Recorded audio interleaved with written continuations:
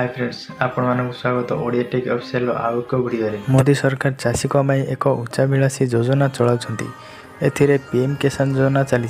एपरी परिस्थिति जदि आपण पीएम किसान योजनार हिताधिकारी तेबे एही खबर आपणक पई उपयोगी। एही योजना अंतर्गत चाषी को दिया जायथिया परिमाण 6000 टंका को वृद्धि करायछि। तेबे केवल राजस्थान कृषक माने एही वृद्धिर लाभ पाइबे। बजेट घोषणा राजस्थान अर्थमंत्री दिया कुमारी गुरुवार विधानसभा रे मध्यवर्तीकालीन बजेट उपस्थापन करथिले। एथिरे से कहिथिले जे प्रधानमंत्री किसान योजना अधीन रे कृषक मानकु दिया जायथिया आर्थिक सहायता वार्षिक 6000 रु 8000 टंका वृद्धि କରିବାକୁ घोषणा करायछि। ସେହି ଅନୁଯାୟୀ वार्षिक 2000 टंका वृद्धि କରାଯାଇଛି। एथिପାଇଁ वार्षिक 1400 कोटी टंका बजेट उपस्थापन कराଯାଇଛି।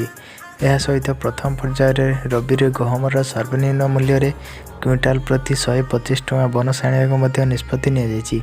ଏଥିପାଇଁ 250 କୋଟି ଟଙ୍କା ଖର୍ଚ୍ଚ ହେବ। ଏହି ବଜେଟରେ ଅର୍ଥମନ୍ତ୍ରୀ ଯୋଜନା ଅଧୀନରେ 70000 ପଦବୀ ନିଯୁକ୍ତି, ଗୋପାଳ କ୍ରେଡିଟ୍ କାର୍ଡ ସ୍କିମ୍ରେ 1 ଲକ୍ଷ ଟଙ୍କା ପର୍ଯ୍ୟନ୍ତ ସୁଧମୁକ୍ତ ଋଣ ପ୍ରଦାନ, ଜୟପୁର ନିକଟରେ ହାଇଟେକ୍ ସିଟି ନିର୍ମାଣ ଏବଂ गरीब परिवार रे जन्म होइतिया झीलमानकु आर्थिक सहायता प्रदान करने अर्थमंत्री प्रतिश्रुति देथिले। लाडो इनसेंटिव स्कीम रे 1 लाख टंका सेविंग बॉन्ड देवा सहित अनेक घोषणा कराଯାଇଛି। एही सरकारी योजना 5 वर्ष पूर्ण करिछि।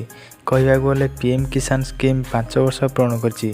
फेब्रुआरी 2019 बजेट रे केंद्र मंत्री पीयूष गोयल एही योजना घोषणा करथिले। एही योजना अधीन रे योग्य कृषक को 3टी समान किस्ती रे 2000 टंका लेखाए हस्तांतर करा जाउछि, जहाँ चाषी को आर्थिक सहायता जोगाउछि। 12 कोटी रु अधिक चाषी एहार लाभ पाते। 16तम किस्ती पई अपेक्षा। पीएम किसान योजनार हिताधिकारी माने वर्तमान 16तम किस्ती पई अपेक्षा करिसंती। गत वर्ष नवेम्बर मासरे एही योजना 15तम किस्ती चाषी को अकाउंट को पठा जायतिला। एहा अधीन रे 18000 कोटी रु अधिक टंका रिलीज होइतिला।